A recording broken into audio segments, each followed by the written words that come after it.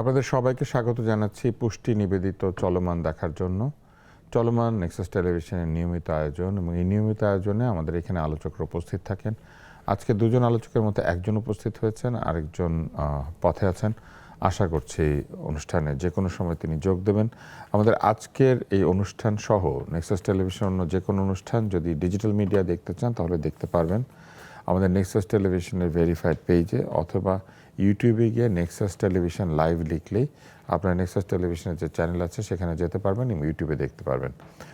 আজকে আমাদের মধ্যে আলোচনার জন্য উপস্থিত রয়েছেন এখন কামরুজ্জামান রতন, তিনি সংসদ সদস্য বাংলাদেশ জাতীয়তাবাদী দল, এবং আরও একজন আলোচক আমাদের সঙ্গে উপস্থিত হবেন, তিনি আসলেই তার সঙ্গে পরিচয় করিয়ে দেব।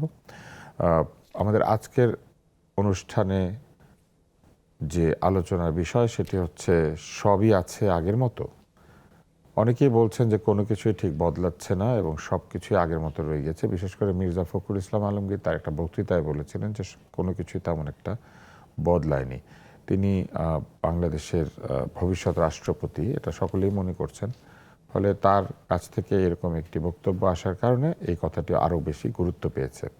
সাধারণ মানুষও অনেক সময় বলছেন যে তেমন কিছু বদলায়নি। বিশেষ করে অন্তর্বর্তী সরকারের যে 2 বছরের শাসন, সেই শাসনের বেশ কিছু নেতিবাচক দিক ছিল, যে দিকগুলি এখনও বন্ধ হয়নি। আমরা কামরুজ্জামান রতন আপনাকে প্রশ্ন করতে চাই, সেটি হচ্ছে যে আমরা অন্তর্বর্তী সরকারের সময় দেখেছিলাম যে রাস্তাঘাটে মব হয়, মানুষ তার রাজনৈতিক মতামত বা তার কোনো রাজনৈতিক কর্মকাণ্ড করতে গেলে যারা এমনিতে কোনো অপরাধের সাথে যুক্ত নন এমন ব্যক্তিদেরকে বিভিন্ন সময় শারীরিকভাবে নির্যাতন করা হয়। এবং গতকাল আমরা লক্ষ্য করেছি 15ই আগস্টে যে কিছু মানুষ ফুল দিতে গিয়েছিলেন, তাদেরকে রাস্তায় আটকে প্রহার, নির্যাতন এগুলি করা হয়েছে।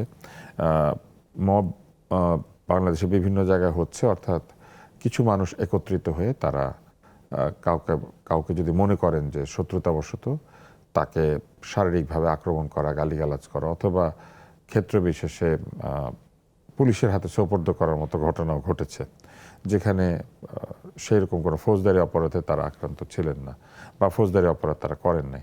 তো এই যে আমরা অন্তর্বর্তী সরকারের সময় এটা অনেক হতে দেখেছি। তো আসলে কি আইনশৃঙ্খলা পরিস্থিতি আগের মতোই রয়ে গিয়েছে, উন্নতি হয় নাই? তুষার ভাই, আপনাকে এবং আপনার মাধ্যমে দর্শক শ্রোতা সবাইকে ধন্যবাদ। আপনি যে মব শব্দটা, আমরা কিন্তু এটা আমাদের সাংবিধানিকভাবে এটা একটা নতুন ওয়ার্ড। এটা আমরা দেখেছি 2024 সালের 5ই আগস্টের পর থেকে যাদের উপর মানুষের একটা সংক্ষুব্ধতা ছিল, সেটার জাস্টিফাইড তো কখনো একটা মব, যখন আমি একটা মানুষের উপর কোনো বিচার বিশ্লেষণ না করে বা আমার ইচ্ছে শক্তি দিয়ে, আমার গায়ের জোর দিয়ে আমি তার উপর যখন আক্রমণ করব, এবং এটা আমি বিচারের জন্য অপেক্ষা করলাম না, কোনো আইন আদালতকে আমি সামনে দাঁড় করালাম না, সেটাতে কখনো যেন আবার আপনার উপর রাগ থাকতে পারে, কিন্তু আমার অধিকার নাই আপনার উপর আঘাত করে, এটা হলো একদিক। কিন্তু এই জিনিসটা কখন মানুষের মধ্যে এই সংক্ষুব্ধতা তৈরি হয়েছে, এটা দীর্ঘদিন যখন আমি যখন নির্যাতিত হয়েছি বা আমার উপর যখন ইনজাস্ট হয়েছে সমাজে, কিন্তু তখন কিন্তু একটা সংক্ষুব্ধতা তৈরি হয়েছে। এটা 16 বছরে আমার বিভিন্ন একটা নাগরিকের ভোটের অধিকার এবং বেঁচে থাকার জন্য যতগুলো তার অধিকার নিয়ে বেঁচে থাকার মতো তার স্বাতন্ত্র্য একটা নিয়ে রাষ্ট্রের মধ্যে বাস করার কথা ছিল, যেখানে সে পায় নাই, ওই শাসক গোষ্ঠীর বিরুদ্ধে তার একটা পুঞ্জীভূত একটা ক্ষোভ ছিল। এখন এই ক্ষোভটা আপনি যদি সবসময় আইনের চোখে দেখেন, এটা আইন তো কখনোই বলবে না যে আমার আইন তুমি নিজে হাতে, আমরা সবসময় বলি আইন কখনো নিজে হাতে উঠিয়ে নেবেন না। কিন্তু আমার একটা ছোট্ট একটা আবেদনের মধ্যে দিয়ে বলি, আমার চোখের সামনে আমি দেখেছি আমার সহপাঠী গুম হতে। আপনি ইলিয়াস আলীকে দেখেছেন, আমার সহপাঠী ছিল, আপনার 90s আমার হিস্ট্রিগুলো আমাদের জানেন। তো আমি দেখেছি নিরাপদের একটা মানুষকে ড্রাইভার সহকারে, তাকে আনসার সহকারে তাকে গুম করে দেওয়া হলো, এবং এইভাবে 800 লোককে গুম করে দেওয়া হয়েছে, আমার ভোটের অধিকার থেকে বঞ্চিত করা হয়েছে।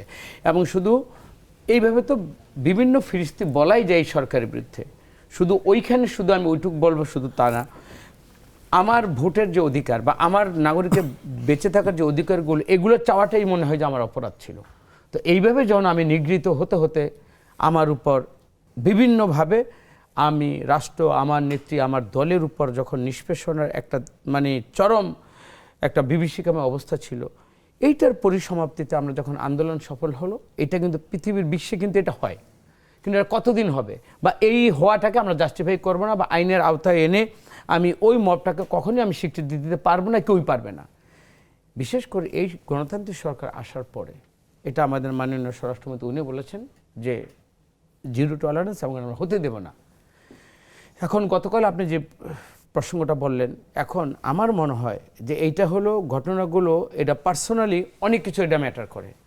ধর আপনার একটা অঞ্চলগত হতে পারে, গোষ্ঠীগত হতে পারে, এবং আমার ব্যবসায়িক দ্বন্দ্ব হতে পারে। এখন এই মব কালচারের মধ্যে দিয়ে ওইটাকে আমি জাস্টিফাই করতে চাই, সেইখানে এটা অনুচিত। এবং রাষ্ট্র যদি তার সঠিকভাবে চলে, এবং বর্তমান সরকার যেহেতু গণতান্ত্রিক রাষ্ট্র, আমি মনে করি আইনের শাসন প্রতিষ্ঠার ক্ষেত্রে এই ধরনের মবকে কখনোই স্বীকৃতি দেওয়া উচিত না, এবং সরকার দেবেও না।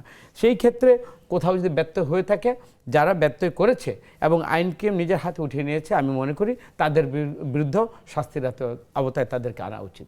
আমার বিশ্লেষণ এইভাবে, এবং আমার অবজারভেশন, রাষ্ট্রকে যদি সুন্দর একটা শান্তিপূর্ণ রাষ্ট্র হিসেবে চালাতে হয় এবং আইনের শাসনের মধ্যে দেশ যদি চলতে হয়, এবং এই ট্র্যাগিংটা আমি কখনোই, এটা আমার দল তারেক রহমান কখনোই এটাকে মেনেও নেয়নি, এবং এটাকে অ্যাপ্রিসিয়েট করে, এটাকে অ্যাড্রেস করে, এটাকে আমি কখনোই এটা আমলও নেব না, এবং আমাদেরকে করতেও আমাদেরকে দেবে না।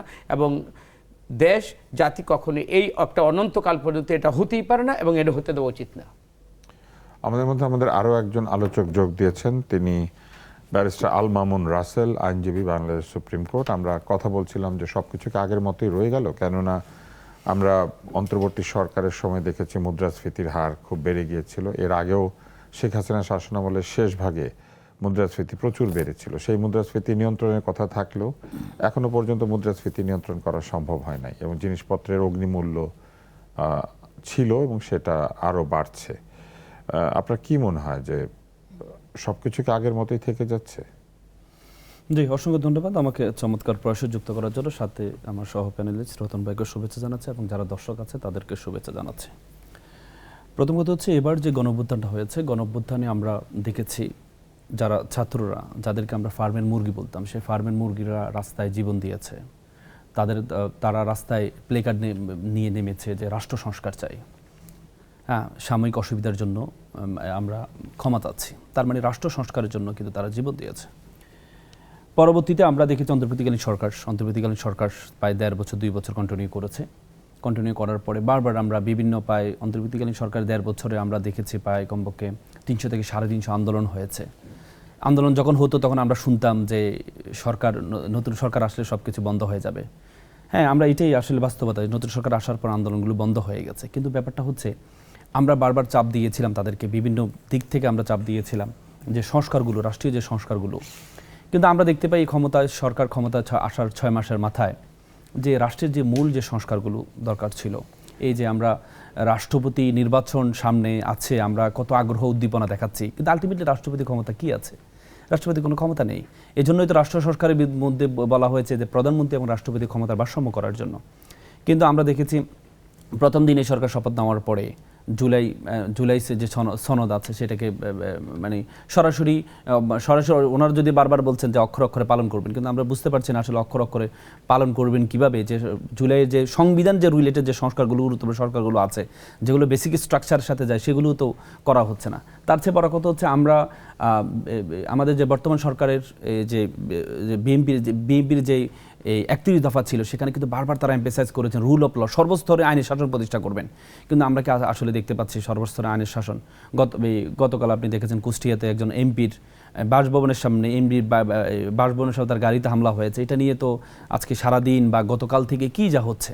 এখন কথা হচ্ছে, একজন এমপি যদি কারো নিয়ে কোনো নেককার শব্দ ব্যবহার করে, হ্যাঁ, তাহলে উনি নাকি আমাদের প্রতিমন্ত্রীকে নিয়ে এবং তার দলকে নিয়ে ছোট করে বলেছেন যে সভাপতি সেক্রেটারি দল বলেছেন, এই জন্য তার বাড়ির সামনে গিয়ে জনতা থাকতে হবে, সেখানে তার গাড়িতে আক্রমণ করবে। এরপরে যে একটা হয়েছে, এবং আমরা দেখেছি সিলেটে আমাদের একটা শিশু, তার চোখ উপড়ে ফেলা হয়েছে। কেন?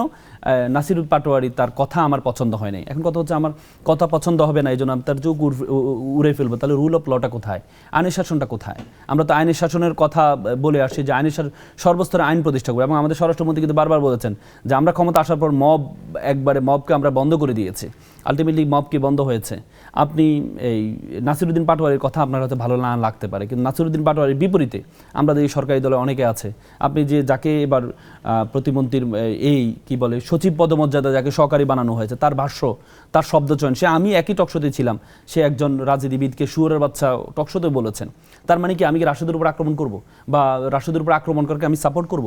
আমি কখনো করব না। আমরা যুব দলের যে নয়ন আছে তার শব্দচয়ন দেখি, এই আমজনতা পার্টির যে তারেক আছে তার শব্দচয়ন দেখি। আমার কথা হচ্ছে শব্দচয়ন যদি আমার পছন্দ না হয় তাহলে আমার আইন যেটাকে বলে, আইন আগের মতো রয়ে গেল যে শব্দচয়ন পছন্দ হচ্ছে না সেজন্য আক্রমণ হচ্ছে, আবার এই শব্দগুলিও তো ভালো না সেই শব্দচয়ন করা হচ্ছে। শব্দগুলো যদি ভালো না হয় তাহলে আমাদের দুই দিকে একই রকম রয়ে গেল। গালি যারা দিচ্ছিল তারা গালিও দিচ্ছে, ব্যাপারটা এখানে, মারামারি যারা করতো তারা মারামারি করছে। তাহলে বদলালো কি? ব্যাপারটা এখানে আমরা দেখতে পেতাম যে শেখ হাসিনার সময় যখন কেউ কোনো কথা বলতো, কোনো লিখতো, আমাদের মাহমুদুর রহমান সাহেবকে দেখেছি, মাহমুদুর রহমান সাহেবের উপর আক্রমণ করা হয়েছে, মামলা হয়েছে, পরে উনি কোর্টে গিয়ে হাজিরা দিতে গিয়েছেন, সেখানে আক্রমণ হয়েছে। তার মানে আগের যে জায়গাটা এটা যদি এখনো সেম থাকে তাহলে তো আমরা যে এই সুন্দর বাংলাদেশের চিন্তা করেছিলাম সেটি তো আসলে ফলপ্রসূ হচ্ছে না। আগের যে জায়গাটা সেটা বদলানোর দায়িত্ব আসলে কার? সকলকে নিতে হবে, সরকারি দলকে নিতে হবে, বিরোধী দলকে নিতে হবে। আমরা দেখেছি সরকারি বিরোধী দলের এখন যে কার্যক্রম, এখন সরকার আর বিরোধী দল, কিন্তু একটা সময় তো পুরো এই যে 19 মাসের মতো, 18 মাসের কিছু বেশি অন্তর্বর্তী সরকার ক্ষমতায় থাকলেন, তারা কেন এই সংস্কৃতি বদলের চেষ্টা করলেন না? শুধু কাগজে কলমে সংস্কার লিখলেই কি হবে? এটাকে প্রযুক্ত করে মানুষকে একটা উদাহরণ তৈরি করা কি দরকার ছিল না? চেষ্টা তো করেছে, আমি মনে করি এখনো চেষ্টা চলমান আছে। তারা কি গালিতে বাধা দিয়েছিলেন, মবে বাধা দিয়েছিলেন, আক্রমণে বাধা দিয়েছিলেন, প্রচুর আক্রমণ, প্রচুর গালিগালাজ তো তখন আপনি দেখেছেন, এক্সাম্পল ক্রিয়েট করেছে। প্রথম আলো যখন আক্রমণ হয়েছে, যে লিস্টটা যখন আক্রমণ হয়েছে, তাদের বিরুদ্ধে মামলা হয়েছে, ওই আসামিরা এখনো পর্যন্ত জেলে আছে। যে আসামিরা আছে, যদিও আন্দোলনের পরবর্তীতে এরকম অনেক কিছু হয়েছে, কিন্তু আপনি দেখেছেন যেখানে আক্রমণ হয়েছে, আমি একটু শেষ করি, যেখানে আক্রমণ হয়েছে সেখানে যদি আইনের তাদের যারা আক্রমণ করেছে বা মব তৈরি করেছে তাদের আইনের আওতায় নিয়ে আসা হয়েছে, এবং কি এখনো পর্যন্ত যে ডেইলি স্টার, প্রথম আলো যে মামলায় যে আসামিরা এখনো পর্যন্ত তারা জামিন পায় নাই। তাহলে সেটাই তো আইনের শাসন প্রতিষ্ঠা করার জন্য চেষ্টা করেছে। প্রথম আলোতে হামলা করার জন্য ইন্টারনেটে উস্কানি দেওয়া হয়েছে, ডেইলি স্টার এবং প্রথম আলোর সামনে গরু জবাই করে জিয়াফত খাওয়া হয়েছে। সেখানে আপনি যে আমজনতা তারেক সাহেবের কথা বললেন, আমজনতা পার্টির, সেও একটাতে অংশ নিয়েছিল বলে সে নিজে আমাকে বলেছে। তার মানে দীর্ঘদিন ধরে এই পত্রিকাগুলিতে আক্রমণের একটা পরিবেশ তৈরি করা হয়েছে, এবং তারপরে যেদিন আক্রমণ হয় সেদিনও প্রায় 3-4 ঘন্টা ধরে এর সামনে আক্রমণকারীরা জমায়েত হয়েছে, নানান ধরনের ইট পাটকেল ছুঁড়েছে। তো সরকার তো সেখানে বাধা দেয় নাই, ইউনূসের সরকার। কিন্তু আপনি বলছেন যে আক্রমণ করার পরে আইনের আওতায় আনা হয়েছে। না, ব্যাপারটা হচ্ছে প্রতিবাদের ভাষা কি? না, প্রতিবাদের ভাষা কি? আমি আপনাকে বলি প্রতিবাদের ভাষা কি। আপনি দেখতে পেয়েছেন উন্নত বিশ্ব প্রতিবাদের ভাষাগুলো হয়, যেমন হচ্ছে এই লন্ডনে রিসেন্টলি একটা প্রতিবাদ হয়েছে যে খাটের উপরে, তারা প্রধানমন্ত্রীর বাসভবনের সামনে খাটের উপরে মানে বেড বানিয়ে মানে প্রতিবাদ করে, রাস্তা যে বেদখল এই হচ্ছে এই বানিয়ে তারা প্রতিবাদ করেছে। এটা প্রতিবাদের একটা স্মার্ট ভাষা। এখন কথা হচ্ছে যখন কেউ প্রতিবাদ করবে, ভিন্ন আঙ্গিতে প্রতিবাদ করবে, এটা যতক্ষণ পর্যন্ত ভায়োলেন্টের পর্যায়ে না যাবে ততক্ষণ পর্যন্ত আপনাকে সরকার হিসেবে আপনাকে একটা সুযোগ দেওয়া উচিত। এখন কথা হচ্ছে যদি ভায়োলেন্ট হিসেবে যায় তখন এই সরকারের দায়িত্ব হচ্ছে সরকার তাদেরকে আইনের আওতায় নিয়ে আসছে কিনা। যদি না নিয়ে আসে তাহলে সরকারের আইনের রুল অফ ল, যেটা আইনের শাসন বরখেলাপ করেছে, আর যদি আইনের আওতায় নিয়ে আসে, তারা আক্রমণাত্মক এবং আক্রমণোদ্যত, তাদের হাতে লাঠিসোঁটা আছে এবং তারা ভাঙচুর শুরু করে দিয়েছে, তখন বাধা না দিয়ে আপনি পুরোটা আগুনে জ্বালিয়ে পুড়িয়ে তারপরে আপনি তাদেরকে আইনের আওতায় নিয়ে যাবেন? না না না না, ব্যাপারটা আমরা এই পত্রিকার সম্পাদকরা বলেছিলেন যে তারা ফোন করেছেন এবং ফোন করার পর উপদেষ্টারা তাদের সেই ফোন কলে সাড়া দেন নাই। এমনকি একজন উপদেষ্টা এটাও বলেছেন যে তিনি দুঃখিত যে তিনি পারেন নাই, এরকম বলেছেন। না, এটা আমি আপনাকে বলেছি যে কোনো মব এটা কোনো সুযোগ নেই, এবং এটা আমরা কন্ডেম করি, আমরা প্রতিবাদ করি যে কোনো বিষয়। আমির হামজার উপর হামলা হলো, এখন এটা একটা মব, তাই না? হ্যাঁ, অবশ্যই, আমি তো বলেছি আপনাকে। তো তাহলে তাহলে সেটা এটার জন্য বদলাচ্ছে না কেন? এটাই তো বদলানো উচিত আমাদের। এটাই তো বদলানো উচিত। যদি আপনি আইনি শাসন প্রতিষ্ঠা করতে চান, আপনাকে যে কোনো মবকে আপনাকে মোকাবেলা করতে হবে। যদি মোকাবেলা করা না যায়, তাহলে দেশে আইনি শাসন থাকবে না। আর দেশের আইনি শাসন যদি না থাকে, আলটিমেটলি একটা দেশের স্ট্রাকচারে ভাঙন তৈরি হবে। এই পর্যায়ে পুষ্টি নিবেদিত চলমান একটা বিরতি নিচ্ছি। অনুষ্ঠানে বিজ্ঞাপন বিরতি না দিলে অনুষ্ঠানে আইনের শাসন থাকে না। চলেন বিরতির পরে ফিরে আসি।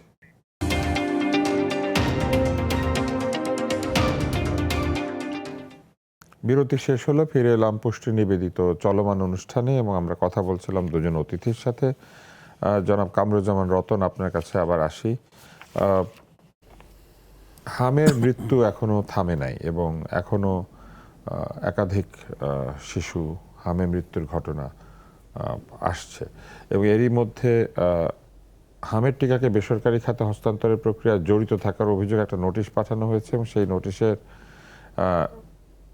অন্তর্বর্তী সরকারের প্রধান উপদেষ্টা ডক্টর মোহাম্মদ ইউনূসের দেশত্যাগে নিষেধাজ্ঞা চেয়ে আইনি নোটিশ করা হয়েছে এবং এটা করেছেন ব্যারিস্টার এম আশরাফুল ইসলাম।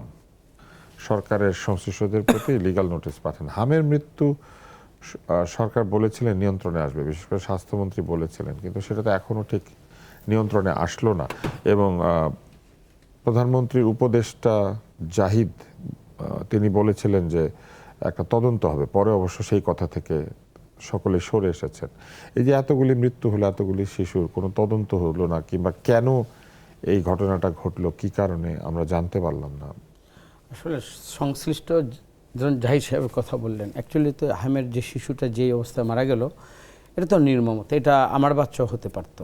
তো এর দায় মানে অবশ্যই তো এটা জাহিদ সাহেব বলেন, হ্যাঁ, বা কনসার্ন যারাই আছে তাদেরকে এটা আমি দেওয়ার আগে আমি এতটুকু বলতে চাই যে যে যার সামর্থ্য অনুযায়ী কথা বলুক এবং সামর্থ্যের মধ্যে দিয়ে যতটুকু টিকার মাধ্যমে বা হামকে প্রোটেক্ট করার জন্য কবে এটা পূর্বসূরীরা এটার দায়িত্বটা নিবে কি নেবে না, দায়িত্ব তো এখন আমি মনে করি যে এর দায়িত্বটা আলটিমেটলি আমাদেরকে নিতে হয়। কিন্তু দায়িত্ব নিয়ে যদি আপনি যদি চেষ্টা করে যান, মানুষ কিন্তু ওইভাবে কিন্তু আপনাকে সহানুভূতির দৃষ্টিতে দেখবেন যে না, চেষ্টা করেছে, আমার সামর্থ্য আছে, ওই থেকে এই গভর্নমেন্ট আমার মানে চেষ্টা করে যাচ্ছে। কিন্তু কোনো ভুলভাল দিয়ে কোনো অন্যভাবে এটাকে দিয়ে হামের মৃত্যু যদি আমি ঠেকাতে না পারি, আলটিমেটলি সরকারের উপর দায়টা আসে। সেই ক্ষেত্রে জাহিদ সাহেবের সবারই আমাদের দায়িত্বশীল কথা বলা উচিত এবং বাস্তবতার নিরিখে কথা বলে সর্বোচ্চ চেষ্টাটার মধ্যে দিয়ে মানুষকে কিন্তু একটু সচেতন এবং এর থেকে কীভাবে বেরিয়ে আসা যায়। আমি যতটুকু জানি 7 দিন পরে আরও কিন্তু হামের যে টিকাগুলো, এগুলো একটা সংকটও মানে আজকে বিরোধী দলের একজনে বলেছে। এটা যদি সত্য হয়, আমাদের এইটার জন্য আমাদের যা যা করা উচিত ইমিডিয়েট মানে আমাদের ব্যবস্থার ক্ষেত্রে, সেই ব্যাপারে সবাইকে সতর্ককরণ করে আমার যে সমাধান, এই সমাধানের কল্পে এই শিশুর মৃত্যুর হার থেকে এই সরকারকে আমার মনে হয় যে এটাতে সম্পূর্ণ সরকার সচেষ্ট, কিন্তু তার চেয়েও আরও বেশি আমাদের কি কি করণীয় এক্সপার্টিস যারা আছে এবং অন্যান্য এই স্বাস্থ্য বিশেষজ্ঞদের মধ্যে থেকেও আমাদের দেশে বিদেশে আমার মনে হয় সবাইকে একটু সমন্বয় করে এর থেকে একটু আমাদের সমাধানের এবং মৃত্যুর হার যত কমিয়ে আনা যায় এবং উন্নত সেবা দেওয়া যায় সেদিকে আমাদের সরকার অবশ্যই সচেষ্ট থাকবে। আমি আমার মামুন ব্যারিস্টার ভাইয়ের ওনার একটা কথায় আমাকে একটু না বললেই নয়, সেখানে হলো আমরা রাজনীতিবিদরা যে কথায় মানুষকে আঘাত করি, অ্যাকচুয়ালি তো মানুষকে আঘাত করার মধ্যে দিয়ে কিন্তু নিজের যোগ্যতা বা আমার নিজের সম্মানটা কিন্তু বাড়ে না কখনো। আগে আমরা শুনতাম যে তুমি অধম বলে আমি উত্তম হব না কেন, এখন যদি কবিতার লাইন আরেকটা যদি আমি জুড়ে দেই, তুমি অধম বলে আমি নরাধম হব না কেন। এখন কি এই জুলাই এই সফল একটা আন্দোলনের পরে আমরা কি নরাধম হওয়ার জন্য কি আমরা প্রতিযোগিতায় নামলাম? আমার মনে হয় সেইখানে ব্যক্তিবিশেষ তার দলের এটা কোনো এজেন্ডার মধ্যে নেই। ধরুন আমিও তো দল করি, আমার দল তো বলে নাই যে অমুককে বা আমার যারা বিরোধী শিবিরে আছে বা অন্য মতের অনুসারী তাদেরকে এমন শব্দ চয়নের মধ্যে দিয়ে এত মানে স্ল্যাগ কোনো কিছু ব্যবহার করলে আলটিমেটলি মানুষের এই রাজনীতিবিদদের উপর একটা বাজে ধারণা হয় এবং এই সহিংসতা, অপরকে খাটো করে কথা বলা, এই কালচার থেকে কিন্তু আমাদের বেরিয়ে আসার জন্য কিন্তু আমরা কিন্তু জুলাই আন্দোলন এবং আমাদের সবচেয়ে আগে ধরুন আজকে এই যে মামুন ভাই উনি কথা বললেন, আমি যদি এখন সরকারি দলের এমপি বা আমার আচরণ যদি হয় আপনি কেন অমুকের বিরুদ্ধে কথা বললেন, আমার মনে হয় উচিত না। তাহলে তো আমরা ওই শাহজাহান খান আহমেদকে দেখেছি এই টক শোতে এসে বিরোধী দলের কথা তারা সহ্য করতো না, তারা এখান থেকে চেয়ার উঠে ওখানে মারতে গিয়েছে। আমার মনে হয় অতটুকু পরিবর্তন এবং সচেতনতা আমাদের মধ্যে আসছে। আমাদের মধ্যে থেকে কেউ যদি ব্যক্তি রুচিবোধের কারণে বা আমি কি বলবো, ব্যক্তিগত কোনোভাবে যদি কাউকে ছোট করে কথা বলে থাকে, যেটা আমার দলের আদর্শের মধ্যে পড়ে না, নৈতিকতার মধ্যে পড়ে না, তার দায়িত্ব অন্তত দল নেবে না এবং ব্যক্তিগতভাবে এগুলোকে আমরা ঘৃণাও করি। এবং আমার জুলাইয়ের এই যোদ্ধাদের সামনে দাঁড়িয়ে এত কিছুর পরিবর্তনের পরে আমার মানসিক নৈতিকভাবে আমারও পরিবর্তন হওয়া উচিত। এই ক্ষেত্রে আমি অন্ততপক্ষে মামুন ভাইকে আমরা বলবো, কোনো ব্যক্তি বিশেষে কোনো আমার তারেক রহমানের প্রচেষ্টাকে আপনারা খাটো করে দেখবেন না, এবং ওনার প্রচেষ্টার মধ্যে যদি আপনারা ভালো কিছু দেখেন আপনাদের অবস্থান থেকে, নিশ্চয়ই তারেক রহমানের তার তো জীবদ্দশা অনেক কষ্ট, অনেক স্যাক্রিফাইস, অনেক শঙ্কার মধ্যে এবং অনেক চ্যালেঞ্জের মধ্যে দায়িত্বটা নিয়েছেন। আমার মনে হয় কোনো ব্যক্তি বিশেষের জন্য ওনাকে দোষারোপ করে অন্ততপক্ষে এই রাষ্ট্রের যতগুলো আগামী দিনের যে আমাদের ভবিষ্যতের কর্মচিন্তা এবং এখন যেই সমস্যাগুলোর মধ্যে আছে, আপনারা ওগুলোকে প্রপার ওয়েতে অ্যাড্রেস করেন এবং ওইটাকে সমাধান করবে, আপনারা সাজেশন দেন। জনাব আল মামুন রাসেল, একজন আইনজীবী নোটিশটা করেছেন, এর আগেও এই ধরনের চেষ্টা হয়েছে, কিন্তু শেষ পর্যন্ত আদালত কোনো মামলা গ্রহণ করেন নাই, অথবা সেই ধরনের কোনো আইনি ব্যবস্থা বা তদন্ত সেগুলোও হয়েছে বলে আমরা খুব ভালোভাবে জানি না। কিন্তু মৃত্যু 908 ছুঁয়েছে এবং 908 জন শিশু যারা মৃত্যুবরণ করেছেন তার 80%, 79%-এর মতোই সব 5 বছরের নিচে। তো এই যে এত মৃত্যুর পরও তদন্ত হলো না, আসলে কি আইন বাংলাদেশে ভিআইপিদের জন্য প্রযোজ্য না, বা ভিআইপিদের বিরুদ্ধে কোনো তদন্ত করা যায় না, এরকম কিছু? আর এরই মধ্যে নবম জাতীয় বেতন কমিশন ঘোষণা করা হয়েছিল, নতুন পে স্কেল ঘোষণা করা হবে, এটা বলেছেন মুখ্য সচিব। এবং নবম জাতীয় বেতন কমিশন কিন্তু সরকারি চাকরিজীবীদের মূল বেতন ডাবল করে দিতে বলেছিল। তো বেশ একটা বিরাট আর্থিক চাপ আসবে এবং এটা আসলে মুদ্রাস্ফীতি আরও বাড়বে, দ্রব্যমূল্য আরও বেড়ে যাবে বলে সকলে আশঙ্কা করছেন। বেসরকারি চাকরি যারা করেন তাদের বেতন তো সেইভাবে বাড়বে না। তো সরকার যদি এই মুহূর্তে পে স্কেল দিয়ে দেন, তাহলে সরকারি চাকরিজীবী যারা, তারা হয়তো কিছুটা সাশ্রয় পাবেন, কিন্তু বেসরকারিদের কি হবে, যেখানে এমনিতেই আমরা শুনেছিলাম জবের বন্যা হবে, তারপরে অনেক লাখ লাখ চাকরি হবে, দরখাস্ত আসছে, এরপরে মানুষ মানে কুল পাবে না বিদেশে গিয়ে, এরকম কথাবার্তা শুনেছিলাম, সেগুলো তো কিছুই হয় নাই, উল্টো বেকারত্ব বাড়ছে। আপনার কি মনে হয় যে আসলে কি আমাদের অর্থনীতিও ঠিক আগের মতোই রয়ে গেল? দেখেন, প্রথম কথা হচ্ছে হামের বিষয়ে যদি আপনি আমাকে এক কথায় প্রশ্ন করেন, এটার লাইবিলিটি ইউনিট সরকার নিবে কিনা, আমি বলবো নিতে বাধ্য। They must take the liability. Superior লাইবিলিটিকে বলে, এটাকে বলে। আপনি যে 900 950 আমার শিশু জীবন দিয়েছে, এই জীবনের 908 এই শিশুদের জীবনে পুরো জীবনটা রয়ে গিয়েছিল, তার পুরো স্বপ্ন। যদি বয়স্ক লোক ভিন্ন বিষয়, কিন্তু শিশু তার পুরো জীবন, সে অনেক কিছু হতে পারতো, সে ডক্টর মোহাম্মদ ইউনূস হতে পারতো। তাহলে সে যে মারা গিয়েছে, এটার যে গাফিলতি আছে, নেগলিজেন্স আছে, এটা যে কর্তৃপক্ষ, আপনি দেখেছেন আমাদের স্বাস্থ্য উপদেষ্টা, এমন একজন স্বাস্থ্য উপদেষ্টাকে আমরা বানিয়েছি যে স্বাস্থ্য উপদেষ্টা নিজে ছিল একজন ব্যাংকার এবং যে হচ্ছে নিজেই ক্যান্সারের রোগী, এমন একটা ব্যক্তির স্বাস্থ্য উপদেষ্টা বানিয়েছি আমরা। দেখেছি যে স্বাস্থ্যের যে ডিজি আছে, যেটা 3বার পরিবর্তন করা হয়েছে 1.5 বছরের মধ্যে, কিন্তু টিকা যে গুরুত্বপূর্ণ শিশুদের জন্য দেওয়ার প্রয়োজন, সেটার দিকে তারা কনসার্ন দেয় নেই। এই কনসার্ন না দেওয়ার কারণে আমি মনে করি শুধু লিগেল নোটিশ পাঠাইলে হবে না। যে শিশুরা মারা গিয়েছে, তার বাবা মাকে উচিত এই যে ধরে ধরে যারা এটার জন্য দায়ী, প্রত্যেককে ধরে দিয়ে তাদের বিরুদ্ধে মামলা করা। এই লিগেল নোটিসে কিছু হবে না, এটা দিয়ে একটা লিগেল নোটিস আপনি করবেন, এটা নিয়ে জাস্ট হচ্ছে এটা হয়েছে হবে, আর কিছুই হবে না। একটা লিগেল নোটিসে আহামরি, এটা তো মামলা না, হ্যাঁ, এটা তো বিগিনিং স্টেজ অফ, এটা মানে জাস্ট হচ্ছে আপনি একটা মানুষকে জানালেন, এই লিগেল নোটিস দিয়ে কিছু হবে না। বরং যেটা করতে হবে সেটা হচ্ছে এই যে এটা তদন্ত, যেমন আমাদের এই উপদেষ্টা, প্রধানমন্ত্রীর উপদেষ্টা ডাক্তার জাহিদ ভাই তো বলে দিয়েছেন যে অন্তর্বর্তীকালীন সরকারের গাফিলতি নেই, এটা তদন্ত চলমান। তো তাহলে তদন্ত চলমান থাকলে গাফিলতি নেই কীভাবে বুঝলেন আপনি? তদন্ত শেষ করেন আগে, যে কোথায় কোথায় তো এই তাদের গাফিলতি ছিল, গাফিলতি অবশ্যই আছে, নাহলে কীভাবে মারা গেল। এবং আমরা দেখেছি এর আগ থেকে নাকি টিকাটা বন্ধ ছিল, মানে সরকার ক্ষমতার আগ থেকে টিকাটা বন্ধ ছিল। তাহলে এটা পরবর্তীতে কেন চালু হলো না, কেন প্রদান করা হলো না? সেটা হচ্ছে যে টিকা দিবস পালন করা হয়, যেটাকে টিকা ক্যাম্পেইন বলে আর কি। একই দিনে সকল শিশুকে একটা টিকা দিলে সেটাকে টিকা দিবস বা ম্যাস ভ্যাকসিনেশন ক্যাম্পেইন। তো সেইটা হওয়ার কথা ছিল 2024-এ, সেটা হয় নাই। এবং এটা আরও আগেই হওয়ার কথা ছিল, 1 বছর পিছিয়ে গিয়েছিল, 23-এ হওয়ার কথা ছিল, সেটা 24-এও হয় নাই, এবং 24-এর ডিসেম্বরে এটা হওয়ার কথা ছিল, কিন্তু সরকার পরিবর্তন হয়ে যাওয়ার কারণে সেটা হয় নাই। কিন্তু পরে অন্তর্বর্তী সরকারও আর এই ক্যাম্পেইনটা করে নাই, এবং টিকা সংগ্রহে কিছু গাফিলতি ছিল, কিছু কম টিকা সংগ্রহ হচ্ছিল প্রত্যেক বছরই, কিন্তু এইবার অন্তর্বর্তী সরকার আসার পরে এটা প্রায় বিপর্যস্ত হয়ে গিয়েছিল, কারণ তারা একটা প্রকল্প HPNSP যেটাকে বলে, এটাকে বাতিল করে দিয়েছিলেন। তো এরকম একটা অবস্থা হলো, কিন্তু তদন্তটা হলো না। এমনকি এই যে অভিযোগগুলি যেগুলো আমি বলছি, এগুলো তো তদন্ত সাপেক্ষ, সেটাও তো হলো না। এটা অবশ্যই আমি মনে হয় রতন ভাই একজন মেম্বার অফ পার্লামেন্ট, ওনাদের কি উদ্যোগ আছে এটা নিয়ে। আমি পার্সোনালি, আমাকে যদি আপনি বলেন, আমি বলবো এটা তদন্ত হওয়া উচিত।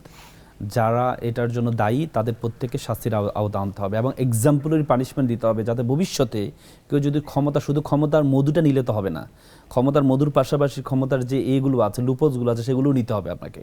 আপনি ক্ষমতা নিয়েছেন, শুধু আরামটা পাবেন, কিন্তু এই যে আপনার উইকনেস, আপনার নেগলিজেন্সের কারণে যে এই হয়েছে, সেটা যদি না হয়, তাহলে আলটিমেটলি সামনে যারা ক্ষমতা গ্রহণ করবে তারা সাহস পেয়ে যাবে। ডক্টর মোহাম্মদ ইউনূসের সাথে যারা ছিলেন তখনকার অন্তর্বর্তী সরকারে, তারা প্রত্যেকেই বলেন যে তাদের সরকার প্রায় নির্ভুল ছিল। এমনকি তাদের যে প্রেস সচিব এবং প্রেস উইং, তারা তো দ্বিধাহীন কণ্ঠে বলে যে তাদের শাসন সম্পূর্ণ নির্ভুল ছিল, কোনো ভুল তারা করেন নাই। কিন্তু কোনো নাগরিক যদি অভিযোগ উত্থাপন করে, তাহলে সেই অভিযোগ আমলে না নেওয়া কি আসলে সেটাই তো নাগরিকের অধিকারকে ক্ষুণ্ণ করে না? অভিযোগ তো আমলে নিয়ে তদন্ত করা যেতে বলেছি পারে। যে আপনি আইনের শাসন যদি প্রতিষ্ঠা করতে হয়, তাহলে আপনার নাগরিক, আপনার উন্নত বিশ্বে আপনি দেখেন প্রধানমন্ত্রী, প্রেসিডেন্টের বিরুদ্ধেও করা যায়, কিন্তু আমাদের দেশে সেটি করা যায় না।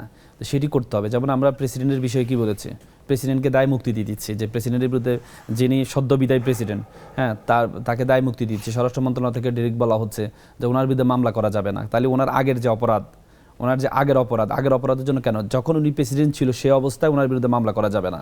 আপনি যেটা আর্টিকেল 50 দেখাচ্ছেন, কিন্তু এর আগে যদি কোনো অপরাধ করে সেটা আপনি এরশাদকে আপনি 4 মাস 5 মাসের মাথায় তাকে আপনি মামলায় নিয়ে আসছেন না, তাহলে কেন পারবেন না? তো সুতরাং আমরা ওই যাকে দিয়ে আমার সুযোগ সুবিধা পাই, যাকে দিয়ে আমি কোনো বেনিফিশিয়ারি হই, আমরা চাই না তাকে বিপদে ফেলতে, আমরা চাই না। সেক্ষেত্রে আমাদের এটা নিতে হবে। ডক্টর মোহাম্মদ ইউনূসের সরকারের বিষয়ে আসলে এত উদার কিংবা এত নমনীয় হওয়ার কারণ কি? কারণ সেই সরকারে তো কিছু দুর্নীতি হয়েছে, সেটা তো এমনকি ট্রান্সপারেন্সি ইন্টারন্যাশনালও বলেছে।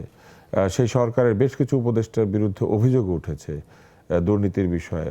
উপদেষ্টাদের পিএস নিয়ে কথা উঠেছে। স্বাস্থ্য মন্ত্রণালয়ের স্বাস্থ্য উপদেষ্টার যে 3 জন ব্যক্তিগত সহকারী ছিলেন, তিনি নিজে নিয়োগ দিয়েছিলেন ব্যক্তিগত কোটায়, তাদের বিরুদ্ধে অভিযোগ উঠেছে। পাঠ্যপুস্তক বোর্ডে গাজী সালাউদ্দিন তানভীর এবং রাখাল রাহা নামে 2 জনের বিরুদ্ধে, যিনি আবার তার ছদ্মনাম রাখাল রাহা, তাদের বিরুদ্ধে অভিযোগ উঠেছিল। তো এই তদন্তগুলি হচ্ছে না কেন, মানে এত নমনীয় কেন?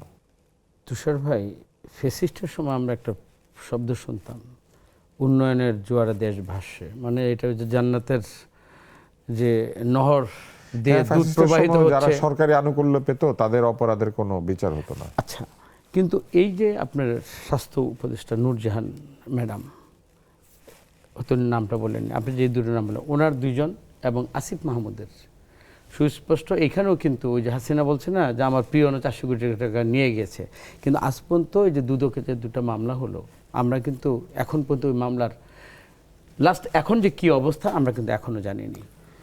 এখন ওনারা যারা 18 মাস দায়িত্ব পেয়েছে, দায়িত্ব পাওয়ার পরে আমি পার্লামেন্টে যখন আমাদের বাজেট বক্তব্যটা হলো 2য় সেশনে, এমন একজন বক্তাকে আমি শুনি নাই যে স্বাস্থ্য খাত, স্থানীয় হসপিটাল নিয়ে কথা না বলছে। আমার এলাকার মুন্সিগঞ্জের যে সদর হসপিটালে অবস্থা যদি আপনি যান, যেখানে আমার 500 লোক রেগুলার আমি দেখব, ওইখানে 1500 লোক যায়, প্লাস ওখানে কোনো চিকিৎসা নেই।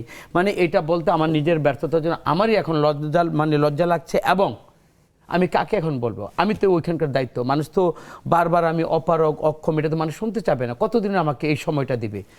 বিশ্বাস করুন, সবচেয়ে বেশি ফেসিস্টের যে রেখে যাওয়া এই যে স্বাস্থ্য খাতটা, এটা যদি হসপিটালে আপনি যদি না পরিদর্শন করেন, আপনি এটা চিত্রটা সঠিকভাবে দেখতে পারবেন না। এখন আমাদের এই সরকার তার চেষ্টাটা কত, সক্ষমতাটা কতটুকু, যতটুকু আছে তার মধ্যে থেকে চেষ্টাটা করে যাওয়া। এই চেষ্টাতে এই সরকার চেষ্টা করে যাচ্ছে, সবে এটাকে আপনার বিশ্বাস করতে হবে। এবং আমরা কিন্তু এইভাবে কাউন্সেলিং করে করে আমরা নিজেরা, আমার তো মানে 3 দিন 4 দিন পর পর আমি হসপিটালে সিভিল সার্জন, তত্ত্বাবধায়ক সবাইকে নিয়ে, স্থানীয় প্রশাসনকে আমি আমার মানে সর্বোচ্চ আমি চেষ্টাটা করে যাচ্ছি। আমি তো এই যে আপনার হামের যে কিটের ইয়াটা স্বল্পতা, এটা আমার 7 দিন আমার এটার মধ্যে আমার এখানে আমার রিজার্ভে আছে। আমি এইটা নিয়ে গতকাল আজকেও কিন্তু আমরা মিটিং করে আসছি। কিন্তু এখন দেখেন আমি কাকে বলবো? আমি স্বাস্থ্যমন্ত্রীকে বলবো, স্বাস্থ্যমন্ত্রী কোথায় বলবে? মাননীয় প্রধানমন্ত্রীকে বলবে। কিন্তু কোন অবস্থায় আমি রেখে গেলাম দেখেন। এখন ওই যে মানুষকে ব্লেম দিয়ে আমি কিন্তু পার পাবো না। আমি দায়িত্ব নিয়েছি, আমি মনে করি আমার দায়িত্বের জায়গা থেকে আমাকে সর্বোচ্চ মানুষকে প্রথম হলে বোঝাতে হবে। আমি যদি কোনো জায়গায় ব্যর্থ হই, কেন ব্যর্থ হচ্ছি, এই ব্যাখ্যাটা এক্সপ্লেনেশন করে জনগণের বিশ্বাসের মধ্যে আসতে হবে।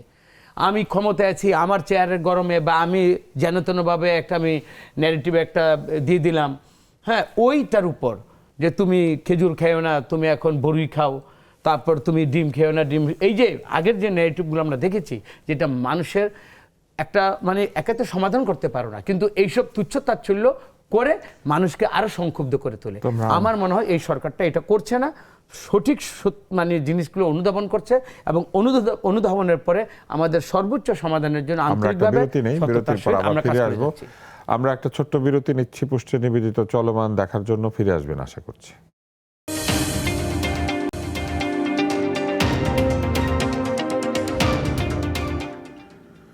ফিরে এলাম পুষ্টি নিবেদিত চলমান অনুষ্ঠানে। আমাদের সঙ্গে আছেন দুজন আলোচক।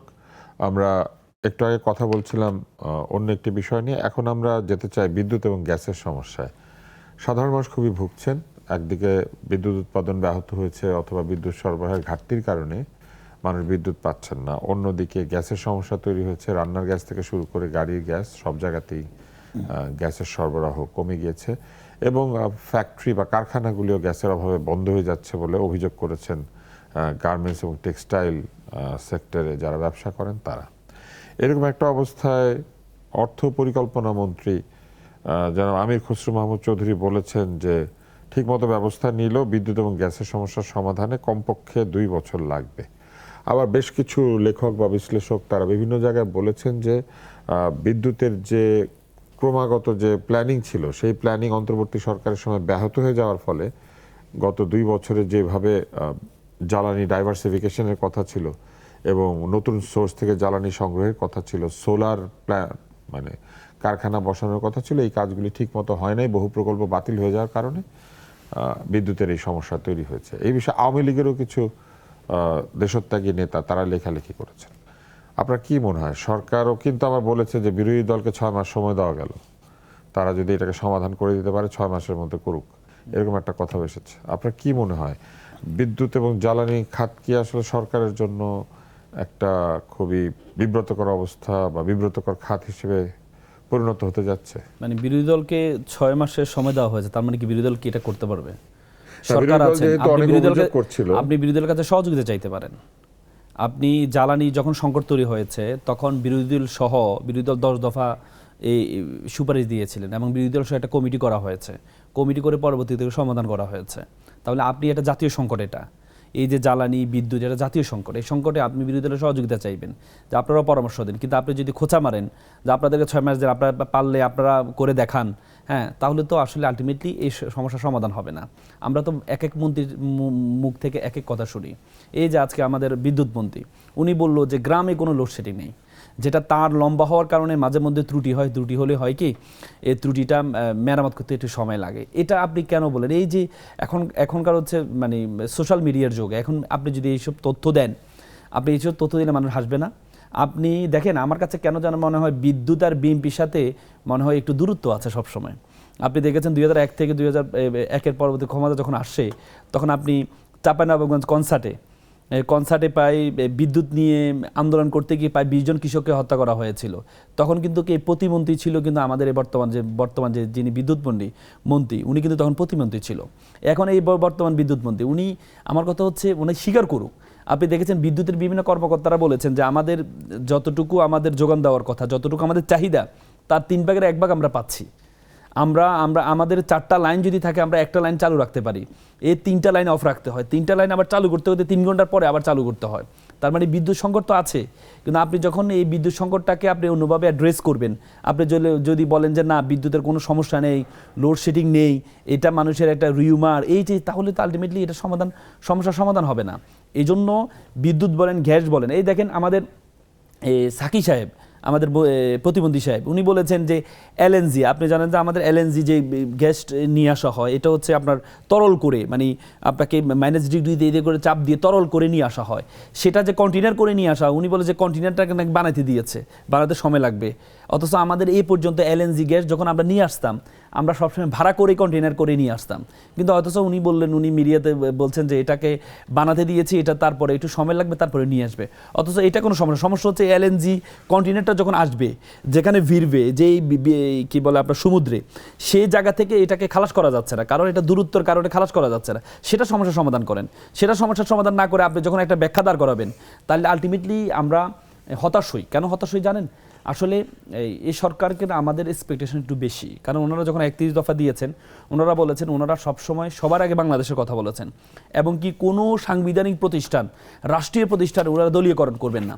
কিন্তু আমরা দেখতে পাই যে মানে সাংবিধানিক প্রতিষ্ঠান বলেন, রাষ্ট্রীয় প্রতিষ্ঠান বলেন, দলীয় ব্যক্তিদেরকে দেওয়ার কারণে এই যে একটা তাদের যে অযোগ্যতা, এই অযোগ্যতার প্রমাণটা কিন্তু আমরা সব জায়গায় পাচ্ছি। আপনি যে একটু আগে আমাকে প্রশ্ন করলেন, এই যে আমাদের এই যে অর্থনীতির সংকট, মুদ্রাস্ফীতি নিয়ে সংকট করেছেন, আমাদের বাংলাদেশ ব্যাংকের একটা গভর্নর মতো একটা জায়গা, এমন একটা ব্যক্তিকে আপনি গভর্নর বানালেন, আপনার দলীয় ব্যক্তি, ঠিক আছে মানলাম, কিন্তু আপনি যোগ্য একটা ব্যক্তিকে বানান, এমন ব্যক্তিকে বানান যিনি সুয়েটার ব্যবসায়ী, যিনি ঋণ খেলাপিতে ছিলেন, এমন একটা ব্যক্তিকে আপনি বাংলাদেশ ব্যাংকের গভর্নর বানালেন। আপনি এ পর্যন্ত প্রায় 65,000 কোটি টাকা আপনি বিভিন্ন ব্যাংক থেকে আপনি লোন নিয়েছেন, আপনি প্রায় 25,000 কোটি টাকা ছাপালেন আপনি। তো তাহলে এই যে অর্থনৈতিক সংকটটা তৈরি করছেন, এর পাশাপাশি আপনি ফ্যামিলি কার্ড দিচ্ছেন, বিশাল একটা অঙ্ক টাকা খরচ করে ফ্যামিলি কার্ড দিচ্ছেন, কিন্তু আপনি ফ্যামিলি কার্ড দিচ্ছেন একটা মানুষকে 2,000 টাকা, একটা পরিবারকে 2,000 টাকা দিচ্ছেন, কিন্তু সাথে সাথে আপনি যে এলপিজি গ্যাসের দাম 800 টাকা 700 টাকা বাড়াই ফেললেন। আপনি যে বিদ্যুৎ, এই যে ভুতুরে বিদ্যুৎটা আপনি দেখতে পারেন যে আমরা কারো 5,000 টাকা বিদ্যুৎ, সে আসছে 10,000 টাকা 15,000 টাকা বিদ্যুৎ। কিন্তু আসলে সাধারণ মানুষও অনেক জায়গাতে বলেছেন, এক পর্যায়ে এটাও বলা হয়েছে যে বিদ্যুৎ নিয়ে বিভ্রান্তিকর কথাবার্তা বললে অথবা বিদ্যুতের বিল নিয়ে উল্টাপাল্টা বললে পরে আইনের ব্যবস্থা না হবে, এরকম একটা কথা এসেছে। কিন্তু এ কথা তো ঠিক যে বিদ্যুতের বিল সত্যিই ভুতুরে হয়েছে কিছু কিছু মানুষের মিটারে, এবং বিদ্যুতের ঘাটতি আছে, এবং যখন বিদ্যুতের ঘাটতি আছে তখন যদি গ্রামে লোডশেডিং নেই অথবা ব্যাটারি রিক্সা চার্জ দেয় রাতের বেলা, সেই জন্য বিদ্যুতের ঘাটতি হচ্ছে, এরকম কথাবার্তা এসেছে অসমর্থিত অথবা সমর্থিত সূত্রে। কিন্তু সরকারের তো এই সমস্যা মোকাবেলা করাটা খুবই জরুরি, তাই না? সরকার পারছে না কেন? না, সরকার পারছে না কেন এটা আপনিও ভালো জানেন, মামুন সাহেবও ভালো জানেন। এখন আমি যে জায়গায় ব্যর্থ, ওই জায়গায় মিথ্যা তথ্য আমি কেন দেব? আমার প্রথম হলো অকপটে আমাকে স্বীকার করতে হবে, এবং সমস্যাটা দরকার হলে আমি 10 দিন আগে বলবো। কারণ আমরা আগে গ্রামে কি বা শহরে কি দেখি যে অত্র এলাকায় এতটা থেকে এতটার মধ্যে বিদ্যুৎ থাকবে না, অ্যাওয়ারনেসের কারণে তখন আমি একটা প্রিকশন আমি নিয়ে রাখি, হয় আগে আমি পানিটা ভরে রাখবো, বা ওই বিদ্যুৎ ওই সময় থাকবে না, আমি এটা একটা আমার প্রারম্ভিক একটা কিন্তু প্রস্তুতি থাকে। কিন্তু আমার মনে হয় যে একটা হলো যে জনমত, ঠিক আছে আমি এগুলো দিতে পারছি না, কেন দিতে পারছি না জনগণকে এটা বোঝাতে হবে। আরেকটা হলো এই যে ভাই মামুন ভাই যে আপনি যে কথাগুলো বললেন সবগুলো সমস্যা, তা আপনি সমাধানকল্পে আপনি কি দায়িত্ব নেই? আপনি বিরোধী দলে আপনার ছায়া মন্ত্রিসভা করলেন, আপনি সংসদে বিরোধিতা করবেন, আপনি রাজপথে, এটা গণতন্ত্র সৌন্দর্য, কিন্তু আপনি কি বারবার মানে ঘাত প্রতিঘাত এমনভাবে আমার সরকারকে আমার অ্যাওয়ারনেস দিতে হবে। গভর্নমেন্ট যদি আসলে কোনো জায়গায় যদি আমরা ওই জায়গাটা অ্যাড্রেস করেন যে তোমার এটা সামর্থ্য ছিল, সামর্থ্য থাকা অবস্থায়ও কেন আপনারা তো আপনি জানেন না দেশের অবস্থাটা কোথায় রেখে গেছে, আমরা তো সবাই জানি। কিন্তু আমার মনে হয় এই জায়গাটা যদি আজকে আপনিও দায়িত্ব নিতেন, আপনি কি আলাদিনের চেরাক দিয়ে বা আসমান থেকে আবাবিল পাখি পাঠিয়ে তো আপনি এগুলো সমস্যার সমাধান করতে পারবেন না। আমার মনে হয় খেয়াল করা উচিত যতটুকু সামর্থ্য আছে এইটা প্রপার মানুষকে দিয়ে, মানে এফিসিয়েন্ট কোনো লোককে দিয়ে তারেক রহমান যেভাবে চেষ্টা করে যাচ্ছে এটা গতি বাড়াবার জন্য বা এটা দ্রুততম সময়ে কিভাবে এটা সমাধানকল্পে প্ল্যানিংগুলো আপনার করা যায়। এবং আপনাদের দায়িত্ব তো শুনেন, আমরা ভোট আপনারা চেয়েছেন, আমরা চেয়েছি, জনগণ আমাদেরকে ভোট দিয়ে দায়িত্ব দিয়েছে, এটা তো জনগণের অপরাধ হয় নাই। আবার আমাদের অপরাধ কি? যদি আমাদের অপরাধ হয় আমার চেয়ারে বসে আমরা এটা যদি সচেষ্ট না হই, আপনি শুধু আমাদেরকে বিরোধিতা করে যাবেন, তা আমরা এখন কি করবো? মাথায় বাড়ি দিয়ে দিব, বা আমরা বলবো যে গদিটা আপনি নিয়ে যান? যেটা বলেছে এটা কিন্তু আপনার মানে ওই যে যেটা বলেছে সেটা হলো যে আমরা চেষ্টা করে যাচ্ছি, ওইটা আপনাদের পিঞ্চি মারার জন্য না বা আপনাদের খাটো করার জন্য না। যেটা বলেছে 6 মাস, আপনারা দেখেন আপনাদেরকে 6 মাস এটুকু বলেছি, আমার দল যেটা বলেছে। আর ওই যে 2-1 ব্যক্তির মন্ত্রী কথাটা কিন্তু আমার দলের কিন্তু এটা সামগ্রিক, এটা আমাদের মানে সমন্বয়কারী কোনো ডিসিশন না। তাহলে আমরা তো দল করি, আমরা তো দলের একজন নীতি নির্ধারক না হই, আমাদের দিয়ে তো দলের অনেক কর্মসূচি পালিত হয়। এই ধরনের কথা যেটা 2-1 ব্যক্তির কথা, আমার তারেক রহমানের উদ্যোগটাকে বা প্রচেষ্টাটাকে আমরা কখনই খাটো করে দেখব না। এবং আমি যদি মনে করি আমি একটা দলের দায়িত্বশীল লোক, অন্তত আমার উচিত জাতীয়তাবাদী দলে ওই পোস্ট হোল্ড করে দায়িত্বশীল কথা বলা, এমন কোনো কথা না বলে জনগণকে হাস্যস্কর আমি হব, এটা আমার বলা উচিত না। এবং আমি মনে করি তারেক রহমান এই ব্যাপারে অ্যাওয়ারনেস ওনারা আছে এবং উনি কিন্তু সাবধান করে ঘুরে দিচ্ছেন। ফিরে সবই মাননীয় প্রধানমন্ত্রীর কাছে চলে গেলে কিভাবে হবে? না, মাননীয় অন্যরা যদি উল্টাপাল্টা কথা বলেন, এখন সবই বাসের স্টিয়ারিং এ তো আমার তারেক রহমান বসা। না কিন্তু না, প্রত্যেকটা আমাকে বিভাগে তো যদি ভুল হয় আমাকে বাস থেকে নামাই দিবেন। প্রত্যেকটা বিভাগের আলাদা লোক আছে। বিদ্যুৎ মন্ত্রী যদি উনি আমরা যদি একটা বলে বিরতির পর ফিরে আসি, একটা ছোট্ট বিরতি নিচ্ছি। পুষ্টি নিবেদিত চলমানে আমরা ফিরে এসে এই কথাগুলি বলবো, কেননা সেই আগের মতোই সকল কিছুর দায় এবং সকল কৃতিত্ব সবই মাননীয় প্রধানমন্ত্রীর ঘাড়ে দিয়ে দেওয়ার যে সংস্কৃতি ছিল সেটাই আমরা লক্ষ্য করছি, এবং সেই সংস্কৃতি থেকে আমরা বের হয়ে আসতে পারছি না। এর বাইরেও সংসদীয় রাজনীতির বহু কাজ আমরা দেখতে পাচ্ছি আগের মতোই হচ্ছে, পরিবর্তনের ছোঁয়া লাগে নাই। দেখা যাক বিরতির পরে এসে আমরা আলোচনা কোন দিকে যায়।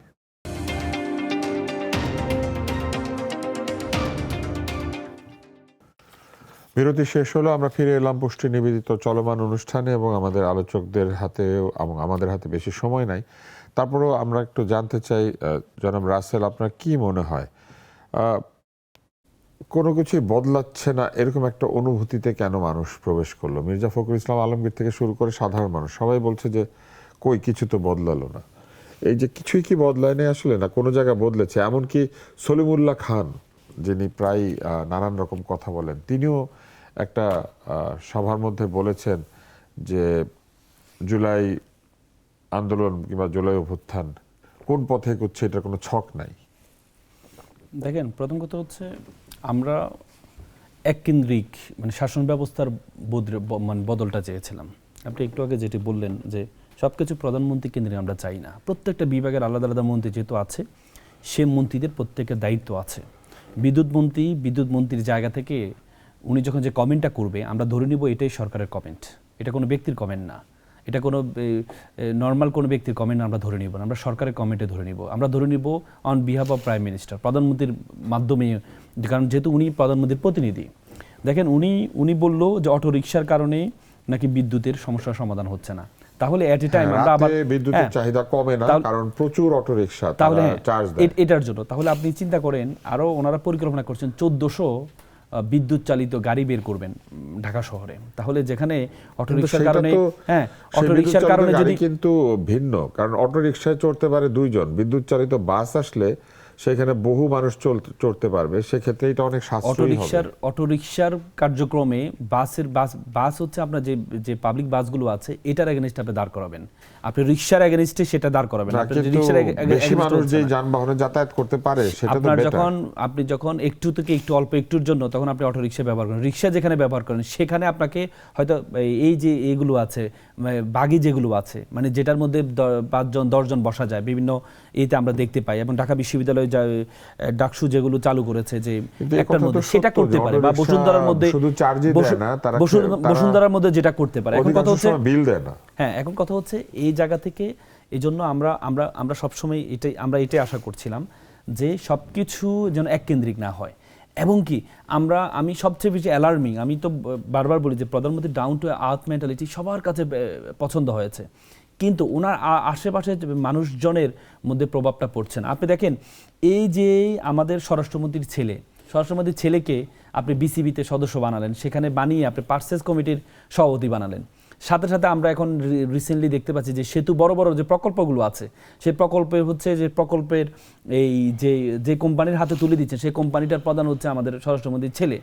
এই যে দলীয়করণটার কারণে কিন্তু আলটিমেটলি একটা বড় ধরনের প্রভাব কিন্তু আপনার এতে পড়বে। আপনি সব জায়গায় আপনি দেখেন, সব জায়গায় আপনি এই বড় বড় যতগুলো প্রতিষ্ঠান আছে আপনি নাম ধরে আপনাকে বলতে পারবো, প্রত্যেকটা প্রতিষ্ঠানে বিভিন্ন ক্যাটাগরির যারা হচ্ছে বিভিন্ন পোস্টে ছিল, পোস্টেড ব্যক্তিদেরকে বসানো হয়েছে। তাহলে এভাবে যদি দলীয়করণ হয় তাহলে আলটিমেটলি যোগ্য ব্যক্তিদেরকে আপনি সেখানে বসাতে পারবেন না। আর যে যোগ্য ব্যক্তিরা যদি না বসে, এক্সপার্ট যারা আছে তারা যদি না বসে, আলটিমেটলি দেশের তো পরিবর্তন হবে না। এই জন্য যোগ্য ব্যক্তিদেরকে আপনাকে বসাইতে হবে। আপনি সবসময় সরকার বলে থাকে যে আমরা আমাদের লোক বসাবো, হ্যাঁ আপনাদের লোক বসান, কিন্তু আপনাদের লোক বসাইতে হলে যোগ্য ব্যক্তিদেরকে বসান।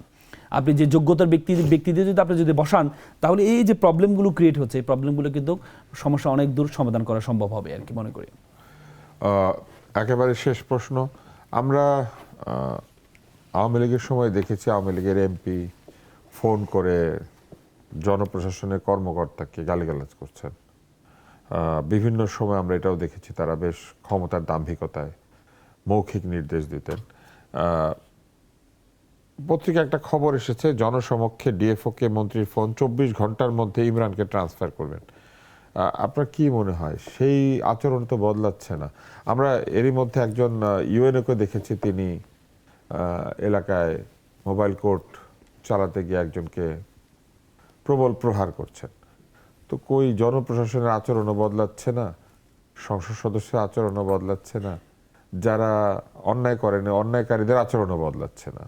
কিন্তু আমরা তো দেখতে পেয়েছি যে আপনি বারবারই মাননীয় প্রধানমন্ত্রী উদাহরণ দিচ্ছিলেন, তিনি তো তার আচরণ ব্যবহার, তার যে চলাচল, সেগুলির যে পরিবর্তন, সেটা দিয়ে মানুষকে এবং দলকে মোটিভেট করার চেষ্টা করলেন।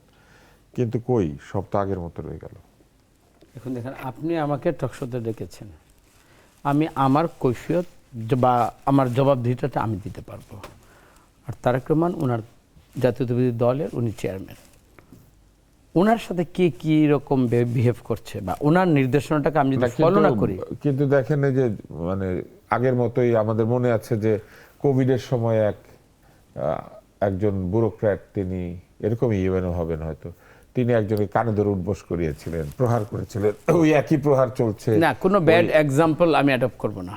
প্রথমে আমি আমার নিজেকে আত্মশুদ্ধি না, আপনি এক্সাম্পলটাকে একজনের এক্সাম্পলটাকে যদি টোটাল আমি সমষ্টিগত আমার সবার উপর যদি চাপিয়ে দেন, তো সব এই ক্ষেত্রে আমার একটু অবজারভেশন সেটা হলো যেটা আমি মানব না, না বদলাইতে হবে, আমি আমাকে আগে বদলাইতে হবে। আমি এতটুকু বুঝি, তারেক রহমানের নির্দেশনা, যেহেতু আমি এই দলের আদর্শ নিয়ে, দানিশ শেষের প্রতীক নিয়ে আমি এমপি, আমি পরিচয় দিয়ে আমি মানুষের কাছে যাচ্ছি, সেবা করছি, আমার প্রথম এইটার উপরে আমার ইমানদারিত্ব দেখাইতে হবে। এবং আমি মনে করি তারেক রহমানকে যদি আমি লিডার মানি এবং তার আদর্শের মধ্যে থেকে যদি আমি আমার জনগণকে ভালোবাসতে যাই, দায়িত্ব নেই, আমি আমার জায়গা থেকে আমি শতভাগ আমি এই আদেশটা মানব। এবং আমি মনে করি আরেকটা ব্যাপার, তারেক রহমানের যেহেতু উনি দলের চেয়ারপারসন, ওনার কাছে যখনই এই জিনিসগুলো যাচ্ছে, এবং আমি জানি কেউ শাস্তির আওতার বাইরে না, সুতরাং আমার মনে হয় যে যেটা করেছে, আপনি দেখেন, আপনি আজকে একটু নোট করে রাখেন, দেখবেন এটা যদি আসলে সত্য হয়ে থাকে, নিশ্চয়ই তার বিরুদ্ধে তারেক রহমান অবশ্যই ইনশাল্লাহ ব্যবস্থা নেবেন। একদম শেষ মন্তব্য জনাব রাসেল, আপনার কাছ থেকে জানতে চাই, আপনার কি মনে হয় কতদিনের মধ্যে এই বিরাজমান যে গ্যাস সংকট, বিদ্যুৎ সংকট, কোনো কোনো জায়গাতে ঢাকা শহরে এবং বিভিন্ন শহরে পানির সংকট আছে, জলাবদ্ধতাও এবার আমরা বৃষ্টির পরে দেখেছি যে বিভিন্ন জায়গাতে জলাবদ্ধতা এসেছে, এই যে একটা ভৌত সুবিধার যে একটা অভাব, আপনার কি মনে হয় এটা কতদিনের মধ্যে যেতে পারে? যেখানে আমির খসরু মাহমুদ চৌধুরী বলেছেন 2 বছর লেগে যাবে। না, আমি মনে করি সরকারকে এখন যেভাবে জ্বালানি সংকট যেভাবে মোকাবেলা করেছিল, বিরোধী দল সব বসে একটা কমিটি করে যেভাবে দুই পক্ষ থেকে সহযোগিতা নিয়ে, আপনি দেখেছেন উন্নত বিশ্বে যে কোনো দেশে যে কোনো জাতীয় সংকট হয় তো সবাই মিলে একসাথে কাজ করে, ঐক্যবদ্ধভাবে সমস্যার সমাধান করা, যে সমস্যাগুলো, জাতীয় সংকটগুলো দ্রুত সমাধান হবে, দ্রুত সমাধান সম্ভব। জনাব রতন, আপনার কি মনে হয়? সমস্যা তো কিছু আছে, কিন্তু এই সমাধান কি আসলে অনেক দিন লেগে যাবে? মিলে করি কাজ, হার জিতে না হাইলে। বাস্তব অবস্থাটা কি? আজকে উনি সংসদ সদস্য হতে পারেন, তার মানে ওনার যোগ্যতা আমার চেয়ে কম? আমার মনে হয় আমার যেখানে যদি শিখার থাকে, আমার যদি ওনার সাপোর্ট নেওয়া লাগে, আমার যদি ওনার থেকে ফেভার নিতে হয়, আমি মনে করি এইভাবে আমাকে আমাদের দলের মধ্যে থেকেও কিন্তু এইভাবে কিন্তু হচ্ছে। কিন্তু তা আমার মনে হয় সার্বিক যদি কল্যাণে যদি আমরা সবাই যদি এই মনোভাব নিয়ে মানে এগিয়ে আসি, এবং সত্যিকারের জনগণকে যদি আমার নিজের জনগণ মনে করি, যে এইটা শুধু সরকারি দলের জনগণ না, জনগণ, আমি বিরোধী দল, আমার অবস্থান থেকে এই সমস্যাগুলো ঐক্যবদ্ধভাবে মোকাবেলা করতে, তার কোনো বিকল্প নেই। আজকে পুষ্টি নিবেদিত চলমান থেকে বিদায় নিচ্ছি। আজকে অনেকগুলি সমস্যা নিয়ে আমরা কথা বলেছি, যা কিছু বদলায়নি, মানুষের মনে যে এক ধরনের দ্বিধাদ্বন্দ্ব রয়েছে এবং এক ধরনের অনুভূতি তৈরি হয়েছে যে তেমন কোনো পরিবর্তনের লক্ষণ দেখা যাচ্ছে না, এরকম বেশ কয়েকটি সমস্যা নিয়ে আমরা কথা বলেছি, কিন্তু পাশাপাশি আজকে দুজন আলোচকই আমাদেরকে আশার বাণী শুনিয়েছেন। তারা দুজনই মনে করেন যে ঐক্যবদ্ধভাবে পারস্পরিক সমঝোতার ভিত্তিতে আলোচনা করে উপায় খুঁজে বের করার চেষ্টা করলে যে কোনো সমস্যার সমাধান করা সম্ভব, এবং যে সমস্যাগুলি এখন বিরাজমান সেইগুলিকে দ্রুত সমাধান করা সম্ভব। আপনারা কি মনে করেন সেটা আপনারা বলতে পারেন, আমাদের ফেসবুক পেজে অথবা ইউটিউবে গিয়ে কমেন্ট করতে পারেন, এবং আপনারা আমাদের অনুষ্ঠান দেখতে থাকবেন, কেননা এই আলোচনা অব্যাহত থাকবে এবং চলমান এই আলোচনার মধ্যে দিয়ে আমরা শুধুমাত্র আমাদের সমস্যার সমাধান না, আমরা বিভিন্ন সমস্যাকে চিহ্নিত করা, সমাধান খুঁজে বের করা, অথবা নতুন নতুন যে প্রস্তাবনা বা নতুন কোনো চিন্তার উদ্রেক করা, এই কাজগুলি করতে থাকবো। আপনাদের সকলকে অনেক অনেক ধন্যবাদ।